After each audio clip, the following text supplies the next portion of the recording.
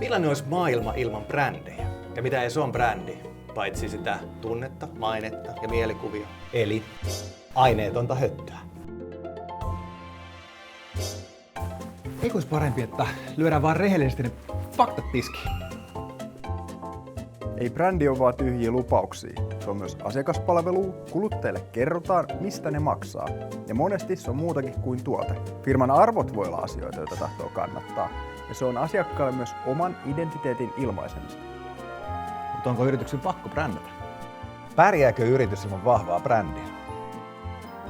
Maailma kutistuu, niin mitä tahansa voi tilata mistä tahansa. Se kasvattaa kilpailua, asiakkaiden odotuksia, ja vaikka sun tuote olisi ihan jotain ylivertaista, joku pistää sen hienompaa pakettiin, eli brändää sen, ja myy sen tehokkaammin. Vahva brändi on avainasemassa, että sun kuluttaja löytää sun tuotteen.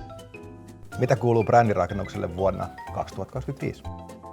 Mitä näkyy kristallipallossa? Brändi ja siinä näkyvä arvomaailma, kuten aitous ja yhteisöllisyys, ovat tärkeimmät, kun nuoremmat sukupolvet nousevat kuluttajina isompaan rooliin. Ja niin kuin aina, brändi kertoo, miksi yritys on olemassa. Näin siitä muodostuu kuluttajalle tuttu ja luotettava osa sen maailmaa. Eli brändi ei ole valinta, se on yrityksen elinehto. Lue lisää, miten brändejä rakennetaan tästä oppaasta. Se löytyy Donne Brankon sivulta.